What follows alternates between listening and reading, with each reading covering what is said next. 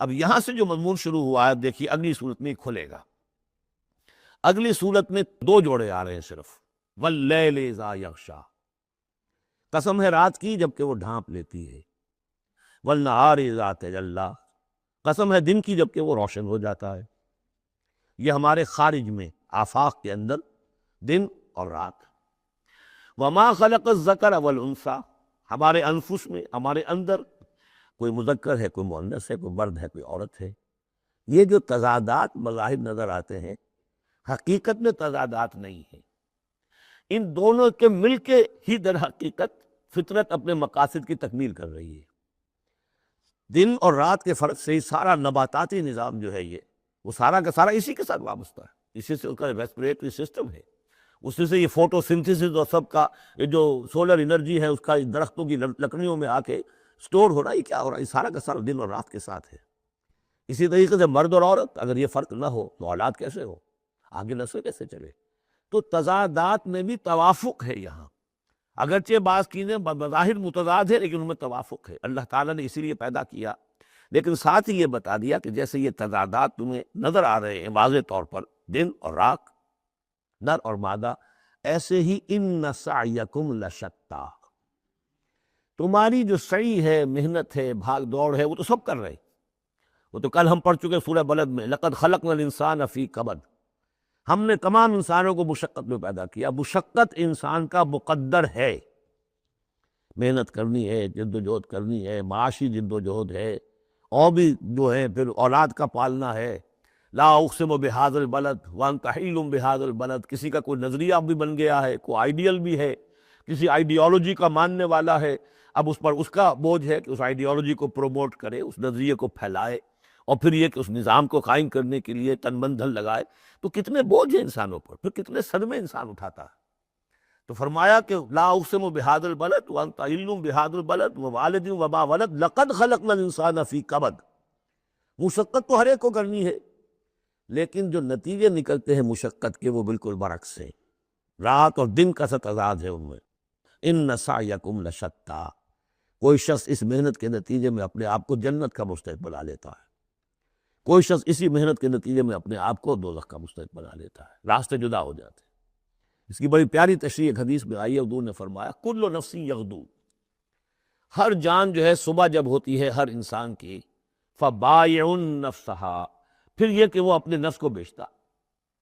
اب کوئی دفتر جا رہا ہے اپنی صلاحیت بیچ رہا ہے، کوئی بیچارہ وہ چونکہ اور کچھ نہیں سیکھ سکا تھا اینٹیں ڈھو رہا ہے، تعمیر جہاں ہو رہی ہے، کوئی کسی چلا رہا ہے، کوئی ہل چلا رہا ہے، کسی کی مشقت کوئی اپنی جسمانی جو قوت ہے وہ بیچ رہا ہے، کوئی اپنی ذہنی صلاحیت، اپنی ایکسپرٹیز.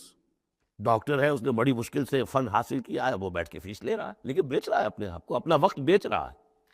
تو کل نفس یغدو فبائع نفسہ فموتقھا وموبقھا، دن بھر کی محنت کر کے شخص ایک وہ شخص ہے جس نے حلال کو پیش نظر رکھا، حرام سے بچا، جھوٹ نہیں بولا، کسی کو دھوکہ نہیں دیا، کسی کے ساتھ جو ہے بے ایمانی نہیں کی. وہ شام کو آئے گا تو مشقت تو اس نے بھی کی ہے لیکن یہ لے کر آئے گا اللہ کی رحمت. دوسرا شخص مشقت اس نے بھی کی ہے، کہیں کم تول دیا تھا، کہیں کم ماپ دیا تھا، کہیں جھوٹ بول دیا تھا، کہیں کسی کی حق تلفی کی تھی، کہیں کسی کی عزت نفس پر حملہ کر دیا تھا. وہ مشقت بھی کر کے آئے گا اور شام کو جہنم کی گٹھڑی لے کر آئے گا اپنے کندھے پر. یا وہ نفس کو جہنم سے آزاد کرا کے آیا شام کو، اور یا وہ شام کو جہنم کے عذاب کی ایک گٹھڑی لے آیا ہے. تو کل نفس یغدو فبائع نفسہ فموتقھا وموبقھا. اب وہ بات ہے، اب یہ اس اعتبار سے سمجھ لیجئے کہ میرے نزدیک قرآن مجید کی اہم ترین یہ صورت ہے. ایک راستہ ہے، اس کے 3 اوصاف بیان کیے ہیں. اگر یہ 3 اوصاف ہوں گے تو خیر کے راستے پر آدمی بڑھتا چلا جائے گا، اور اگر اس کے برعکس 3 صلاحیتیں ہوں گی تو انسان گرتا چلا جائے گا، شر کی طرف جو ہے وہ اس کا قدم آگے سے آگے بڑھتا چلا جائے گا. پہلے 3 اوصاف کون سے ہیں؟ واللیل اذا یغشی والنہار اذا تجلی وما خلق الذکر والانثی ان سعیکم لشتی فاما من اعطی واتقی وصدق بالحسنی. جس شخص میں عطا ہے، جود ہے، سخاوت ہے، کسی کو بھوکا دیکھے تو اگر 1 روٹی ہے تو اس کو بھی بانٹ کر کھا سکے، کسی کو تقریب میں دیکھے تو اگر اس کے پاس کوئی ہے ایسی چیز جس سے کہ اس کی تکلیف و رفع کر سکتا ہو تو دریغ نہ کرے. یہ عطا ہے، جود، عطا، سخاوت. فاما من آتا، پہلی شرط یہ ہے، کیونکہ ہم سورہ بلد میں بھی دیکھا ہے کہ وہ جو گھاٹی ہے جس سے گزرنا مشکل ہے، فلقتحم العقبہ، وہ کون سی گھاٹی تھی؟ فک رقبۃ او اطعام فی یوم ذی مسغبۃ یتیما ذا مقربۃ او مسکینا ذا متربہ ثم کان من الذین آمنوا وتواصوا بالصبر وتواصوا بالمرحمہ. اس گھاٹی کو عبور کر کے اگر اہل ایمان میں شامل ہوگا تو ابو بکر صدیق بنے گا، عمر فاروق بنے گا، عثمان غنی بنے گا. اور اس گھاٹی کو عبور کیے بغیر کسی وجہ سے اسلام لے آیا، عبداللہ ابن ابی بن جائے گا. اگرچہ اس نے بھی کلمہ پڑھا ہے، اس نے بھی کہا ہے اشہد ان لا الہ الا اللہ واشہد ان محمد رسول اللہ، اور وہی کلمہ پڑھا ہے ابو بکر نے اور عمر نے، عثمان نے اور علی رضی اللہ تعالیٰ عنہ. لیکن فرق کیا ہے؟ یہ زمین کچھ اور تھی جس میں بیج پڑا ہے، وہ زمین کچھ اور تھی جس میں بیج پڑا ہے. وہ زمین میں حل چل چکا تھا. تو فرمایا کہ پہلی شے کیا ہے، اور یہ آیت ہم پڑھ چکے ہیں، چوتھے پارے کی پہلی آیت، لن تنالوا البر حتی تنفقوا مما تحبون. تم نیکی کے مقام پر رسائی حاصل نہیں کر سکتے جب تک کہ خرچ نہ کر سکو اللہ کے لیے اور اللہ کی مخلوق کے لیے، اور وہ چیز کہ جو تمہیں پسند ہو. یہ نہیں کہ جو اذکار رفتہ ہو گئی، بیکار ہو گئی، پرانی ہو گئی، دل سے اتر گئی، وہ دے دیا اور پھر سمجھا کہ ہم نے حاتم طائی کی قبر کو لات مار دی ہے. یہ نہیں. مما تحبون، نیکی کی غرض کو نہیں پہنچ سکتے. لن تنالوا البر حتی تنفقوا مما تحبون. تو پہلی شرط ہے اعطاء. دوسرا ہے واتقا. واتقا کیا ہے؟ وہی اخلاقی حص جو ہے وہ اگر بیدار ہے، نتیجہ کیا نکلے گا کہ وہ پھر نیکی کرنا چاہے گا، بدی سے بچے گا. وہی فَأَلْهَمَهَا فُجُورَهَا وَتَقْوَاهَا. اگر یہ حص مر نہیں گئی ہے، یہ دفن نہیں ہو گئی ہے، اس کے اوپر حوث جو ہے اس کا غلبہ نہیں ہو گیا ہے، کوئی اور غلط جو ہے انسان کا رجحان اس نے اسے دبا کر نہیں رکھ دیا ہے، تو تقا اس کے اندر ہوگا. میں کسی کا دل نہ دکھا دوں، میں کسی کا حق نہ مار لوں. اس کے اندر ایک احساس ذمہ داری جو ہے وہ موجود رہے گا. اور تیسری شرط وَصَدَّقَ بِالْحُسْنَى. جو بھی اچھی بات اس کے سامنے رکھی جائے اور اس کا دل گواہی دے دے کہ ہاں بات ٹھیک ہے، فوراً قبول کرے، تصدیق کرے. اس وقت یہ نہ کرے کہ یہ میں اگر مان لوں گا تو فلاں چیز چھوڑنی پڑ جائے گی، یہ اگر مان لوں گا تو فلاں کام کرنا پڑ جائے گا، یہ اگر مان لوں گا تو فلاں شخص ناراض ہو جائے گا، یہ اگر مان لوں گا تو مجھے یہ نقصان ہو جائے گا. اگر یہ سوچ کر رک گیا تو فیل ہو جائے گا. بلکہ یہ کہ جب دل نے گواہی دے دی کہ ہاں ٹھیک ہے، حق ہے، صحیح ہے، فوراً کہو دیکھیے نہیں آپ کی یہ بات. یعنی اس کو سمجھیے پریکٹیکلی. اگر آپ کسی بحثی میں بھی مبتلا ہو گئے کسی کے ساتھ، اور پھر یہ ہے کہ آپ نے کسی وقت محسوس بھی کر لیا کہ پلڑا اس کا بھاری ہے، بات اس کی صحیح ہے، لیکن ایک یہ کہ اڑے ہوئے، اب کیسے مان لوں میں کہ میں ہار گیا. ایک یہ کہ سچ کہ ٹھیک ہے صاحب آپ کی یہ بات مجھے بالکل دل کو لگی ہے، ٹھیک ہے، ابھی اور غور کریں گے، سوچیں گے، چلیں گے آگے اور اس مسئلے پہ، لیکن یہ بات آپ کی ٹھیک ہے. اس سے انسان کے اندر جو ہے پھر وہ ہم آہنگی پیدا ہوتی ہے، بات آگے بڑھتی ہے. لیکن یاد سمجھ لیجیے کہ بنیادی طور پر یہ تین اوصاف ہیں. فاما من آتا، بخل نہ ہو، اتقا اور اس کے اندر یہ اخلاقی حس بیدار ہو. نمبر 3، جو اچھی بات سامنے آئے اس کی تصدیق کر دیں. فَسَنُيَسِّرُهُ لِلْيُسْرَىٰ. تو ہوتے ہوتے ہم آسانی سے، اب یہ لفظ بھی آ چکا تھا سورہ علق میں، وَلِيُيَسِّرُكَ لِلْيُسْرَىٰ. میں نے کہا تھا اس لفظ کو یہاں نوٹ کر لیجئے اور یہیں سے یہ بات آگے کھلے گی. فَسَنُيَسِّرُهُ لِلْيُسْرَىٰ. جس شخص میں یہ تین اوصاف ہوں گے ہم انہیں رفتہ رفتہ رفتہ رفتہ سب سے اونچی اور سب سے اچھی جو آسانی والی شاید منزل ہے جنت، وہاں پہنچا دیں گے. اب اس کے برعکس دیکھیے ترتیب. وَأَمَّا مَن بَخِلَ، اعطاء کے مقابلے میں بخل آ گیا. وَاسْتَغْنَىٰ، بے پرواہ ہے، اسے پرواہ ہی نہیں. دریا کو اپنی موج کی طغیانیوں سے کام، کشتی کسی کی پار ہو یا درمیان رہے، ہمیں سے کیا غرض ہے. وہ تو اپنی اس میں دھن میں لگے جا رہے ہیں. کسی کا دل مسل دیا، کسی کے جذبات کے اوپر جو ہے ٹھیس پہنچا دی، کسی کو کچھ کر دیا، کسی کا مال ہڑپ کر لیا، کسی کو اور کسی طرح سے اس کی عزت کے اوپر جو ہے کوئی حملہ کر دیا، چلے جا. استغنا، مجھے یہ احساس ہی نہیں ہے کہ کوئی نیکی اور بری کا معاملہ بھی ہے اور مجھے سیدھے راستے پر چلنا ہے، برائی کے راستے پر نہیں. وَكَذَّبَ بِالْحُسْنَىٰ، اچھی بات پیش کی جائے جھٹلا دے. دل گواہی دے چکا ہے کہ بات اچھی ہے لیکن پھر جھٹلا دے، کسی تعصب کی وجہ سے، کسی ضد کی وجہ سے، تکبر کی وجہ سے، ہٹ دھرمی کی وجہ سے. فَسَنُيَسِّرُهُ لِلْعُسْرَىٰ، تو ایسے شخص کو ہم آہستہ آہستہ تدریجاً سب سے بڑی مشکل یعنی جہنم میں پہنچا دیں گے۔ تو یہ گویا کہ اب دو راستے، ان سعیکم لشتیٰ، تمہاری جد و جہد جو ہے زندگانی کی، ان کے یہ دو رخ ہے۔ اگر تو یہ ہے اما من اعطا واتقا وصدق بالحسنی، اگر یہ تینوں چیزیں بتمام و کمال موجود ہوں تو وہ شخص صدیق بنے گا، ابو بکر صدیق بنے گا رضی اللہ تعالیٰ عنہ، ان کے نقش قدم پر چلنے والا ہوگا۔ اور اگر ان تینوں سے کوئی چیز کمی ہے تو کہیں بیچ میں لٹک جائے گا، اور تینوں ہی نہیں ہے تو معلوم ہوا کہ وہ بدترین خلائق ہوگا پھر، جس کا کہ سب سے بڑا کردار جو قرآن مجید میں آتا ہے وہ ابو لہب ہے۔ ابو جہل جو ہے وہ بدترین نہیں تھا، اچھی طرح سمجھ لیجئے، وہ تو جب آج ہم پڑھیں گے، جب سورہ علق آئے گی تب اس کے کردار کا نقشہ سامنے آئے گا۔ اس کی شخصیت بڑی اونچی شخصیت تھی بعض اعتبارات سے، میں سنا چکا ہوں، انہیں صاف مانا تھا کہ محمد جھوٹ نہیں کہہ رہے، جو کچھ کہہ رہے ہیں صحیح کہہ رہے ہیں، لیکن میں نہیں مان سکتا۔ اس کا مطلب ہے ہمیشہ کے لیے ہم بنو امیہ جو ان کے غلام ہو جائیں گے، بنو ہاشم کے، یہ میرے لیے قبول نہیں۔ صاف تو کہا نا کم سے کم، give the devil his due۔ اسی طریقے سے جس باطل دین کا وہ علم بردار تھا اس کے لیے اسلامی گردن کٹوائی ہے، قربانی دی ہے اس نے۔ ابو لہب نے 2 مرسنریز بھیج دیے، تم چلے جاؤ، میں تمہیں پیسے دے دوں گا، تم جاؤ، تم لڑاؤ میری جگہ پر، اس لیے کہ اس میں وہ بات نہیں تھی، اس میں مردانگی تھی۔ کوئی وجہ تھی کہ حضور نے 2 شخصوں کو برابر تولا ہے، عمر ابن الخطاب اور عمرو ابن ہشام میں سے اللہ کسی ایک کو میری جھولی میں ڈال دے۔ کوئی وجہ تھی نا، آخر دونوں کو کیسے کیا ہے؟ اگر کہیں وہ بھی ایمان لایا ہوتا تو عمر ابن الخطاب کی طرح کا مسلمان ہوتا، پھر وہ اس طرح کا ڈھیلا مسلمان نہ ہوتا، وہ عبداللہ ابن ابی والا مسلمان نہ ہوتا۔ تو یہ شخصیتوں کا معاملہ ہوتا ہے۔ تو جس میں تینوں اوصاف نہیں ہے وہ گیا بدترین خلائق، جس میں کچھ ہے وہ پھر کچھ دیر لگا کے آ جائے گا، کچھ وقت لگے گا اسے، لیکن یہ 3 اوصاف ہی ہیں تعمیر سیرت کے اس اعتبار سے کہ جو فیصلہ کن ہیں۔ فَأَمَّا مَنْ أَعْطَىٰ وَاتَّقَىٰ وَصَدَّقَ بِالْحُسْنَىٰ فَسَنُيَسِّرُهُ لِلْيُسْرَىٰ وَأَمَّا مَنْ بَخِلَ وَاسْتَغْنَىٰ وَكَذَّبَ بِالْحُسْنَىٰ، بالکل اپوزٹ چیزیں، فَسَنُيَسِّرُهُ لِلْعُسْرَىٰ وَمَا يُغْنِي عَنْهُ مَالُهُ إِذَا تَرَدَّىٰ، اور اس نے جو مال وال جمع کیا ہوگا اپنے لیے وہ قطعاً کام نہیں آئے گا جب اسے گرایا جائے گا، گڑھے میں جب گرے گا جہنم کے۔ ان علینا للہدیٰ، دیکھو انسانوں ہمارے ذمے ہے صرف ہدایت پہنچا دینا، یہ ہم اللہ تعالیٰ اپنے ذمے لے رہے ہیں، یہ ہمارے ذمے ہے کہ تمہیں راستہ دکھا دے، سجھا دیں، یہ سجھا دینا ہمارے ذمے ہے۔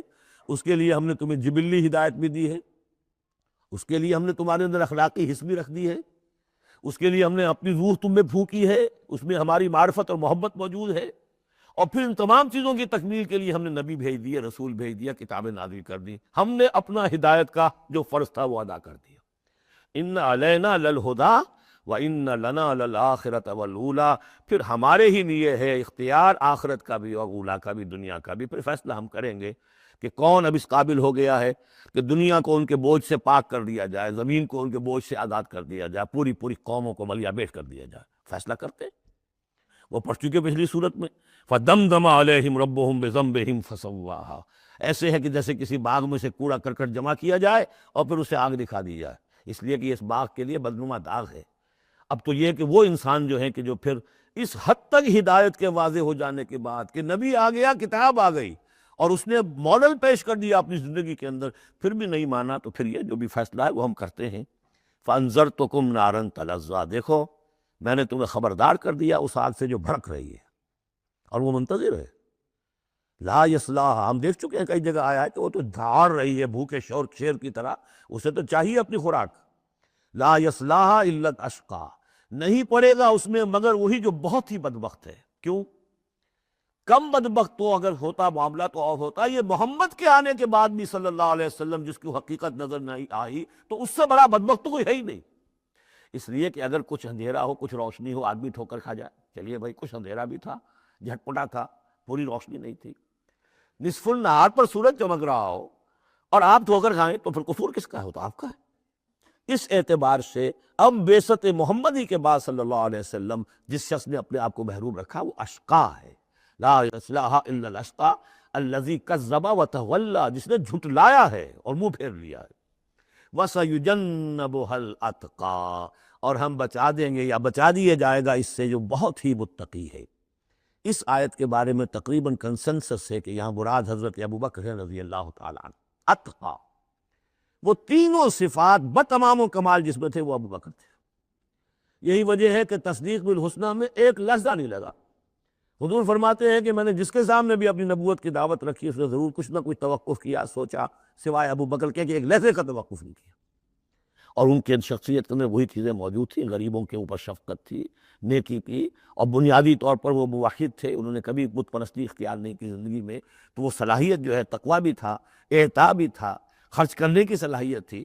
انہوں نے خرید کر جو ہے غلام جتنے تھے جو مسلمان ہو گئے تھے، غلام اور کنیزیں، اور جن کے اوپر سخت جو ہے پرسیکیوشن ہو رہی تھی، ٹارچر ہو رہا تھا ان کے آقاؤں کی طرف سے، مانگے دام دے کر ان کے آقاؤں کو انہیں خریدا ہے اور آزاد کیا ہے۔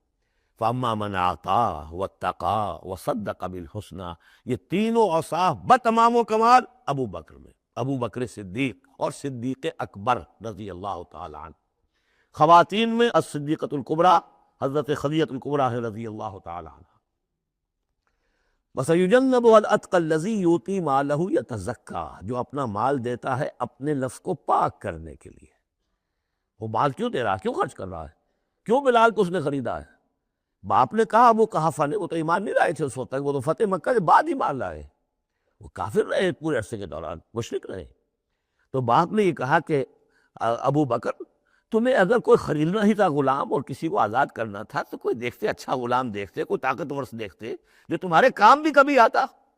انہیں کیا پتہ تھا کہ ابو بکر تو کسی اور چیز کا طلبگار ہے، اسے کچھ اور چاہیے، اسے کوئی، یعنی جو شخص کسی غلام کو آزاد کر دیتا تھا وہ اس کا مولا رہتا تھا، پھر بھی وہ ایک درجے میں اس کے تابع ہوتا تھا، اس کی بات سنتا تھا، اس کا حمایتی ہوتا تھا۔ اخلاقی طور میں بھی سمجھ میں آ رہا ہے کہ ایک شخص نے اپنی رقم خرچ کی ہے اور آپ کو خرید کے آزاد کر دیا ہے، تو اب آپ بے دام جو ہے غلام تو ہو گئے نا اس کے، اس لیے کہ یہ کہ وہ غلامی نہیں ہے، مولا کہلاتے تھے وہ، جیسے کہ حضرت زید بن حارثہ بھی مولا تھے حضور کے، اور اسی طریقے سے اور بھی بہت سے ہیں جن کے بارے میں آتا ہے کہ انہوں نے جو حدیث روایت کی ہے، صوبان رضی اللہ تعالیٰ وہ بھی مولا تھے حضور کے، مولا اس معنی میں۔ تو فرمایا کہ تم نے یہ کیا کیا، کس کو تم نے خریدا اور اتنی بڑی رقم دے دی؟ جو مانگا امیہ بن خلف نے، وہ بھی حیران رہ گیا، ٹھیک ہے لو۔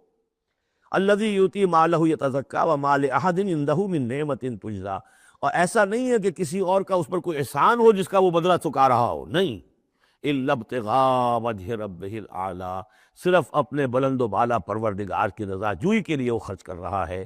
وَلَسَوْفَ يَرْضَىٰ، اور وہ عنقریب راضی ہو جائے گا۔ یہ عنقریب راضی ہو جائے گا کون؟